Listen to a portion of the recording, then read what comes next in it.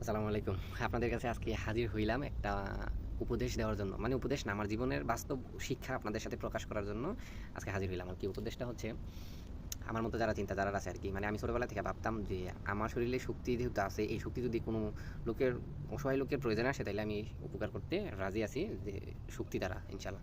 তো তখন তো করতাম।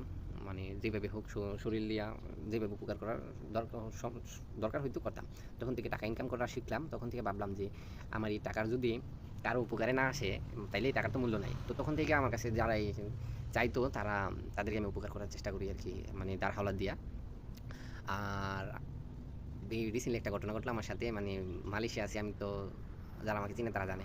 তা আমার বন্ধু বান্ধব তো আমার সমবয়সী হবে, তাই স্বাভাবিক। তো অনেকেই ধরেন, যে ব্যক্তি আপনার কাছে উপকৃত হয় সে কিন্তু বারবার আপনার কাছে আসে, এটাই স্বাভাবিক। তো সেই সুবাদেই আগস্টের 25 তারিখের দিকে একটা লোক আমার কাছে আসলো, যে বললো যে ওনার ভিসাটা আনতে পারে না, টাকার জন্য কত টাকা, 4,000 টাকা। তো 4,000 টাকা তো আর আমার কাছে দেওয়া সম্ভব না। বললাম কি, কথায় কথায় কথা দিয়ে ফেললাম যে বেতন হইলে আমি আপনাকে 1,000 রিঙ্গিত দিব, আপনি আবার পরে বেতন বা 1 মাস পর দিয়ে দিন।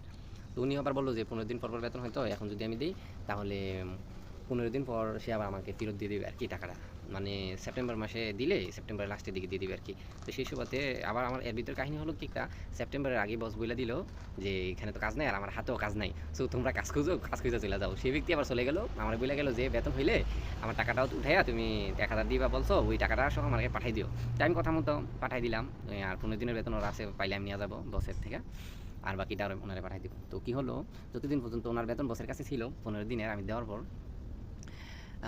উনি আমার সাথে কথা বললো। যখন ওনার টাকা নিয়ে গেল, তারপর থেকে আর আমার সাথে কোনো যোগাযোগ নাই। 4 মাস প্রায় আমি বিরক্ত হয়ে ফোন দিই, ভয়েস দিই, কিন্তু কোনো ধরনের রিপ্লাই হয় না। তো শেষমেশ ছাইড়া দিছি আশা যে যা মাফ করে দিলাম টাকা, এই টাকা আর দরকার নাই। তো 1,000 রিঙ্গিত কিন্তু অনেক টাকা, বাংলাদেশের প্রায় ওই 28 থেকে 30 হাজার টাকা। তো রিসেন্টলি উনি ফেব্রুয়ারির 7 তারিখে আমার ফোন, 8 তারিখে আমার ফোন দিল, ফোন না এসএমএস দিল যে আমি টাকাটা দিতে চাই। আমি তো পুরো আকাশ থেকে বলছি, হ্যাঁ এই লোক আমার টাকা দিতে চায়। তো হুট করে আমার পাশে একজন ছিল, বললাম যে আপনার কি বাড়িতে টাকার দরকার আছে নাকি? হ্যাঁ দরকার আছে। তোমার কাছে টাকা আছে নাকি? আমার তো কিস্তি। ওনার নাম্বার একটা দিয়ে দিলাম, উনি আবার পাঠিয়ে দিল ওনার বাড়িতে। তো যাই হোক, সেই টাকা পাইলাম আমি আবার ফেব্রুয়ারির 20 তারিখে বেতন পাওয়ার পর হাতে, যেটা আপনাদের সামনে একটু আগে দেখাইলাম। তো এর থেকে একটা শিক্ষা নেওয়ার ইয়া কি, যে মানুষের বিশ্বাস করা খুবই কষ্টকর। তার ভিতরে কিন্তু 6 মাস চলে গেলো একদম কাটায় কাটায় 6 মাস। উনি কিন্তু আমার টাকাটা 6 মাস পরে দিল, যদি না দিত তাও কিছু করার ছিল না। এই হচ্ছে উপকারীর উপহার। এটা থেকে যদি কোনো শিক্ষা নিয়ে থাকেন, তাহলে যারা ঋণগ্রস্ত লোক আছেন অবশ্যই এরকম আর করবেন না দয়া করে। তাহলে আমার মতো যারা এই যে প্রাণীগুলো আছে, এই প্রাণীগুলো সমাজ থেকে বিলুপ্ত হয়ে যাবে। আশা করি বুঝতে পারছেন। ধন্যবাদ।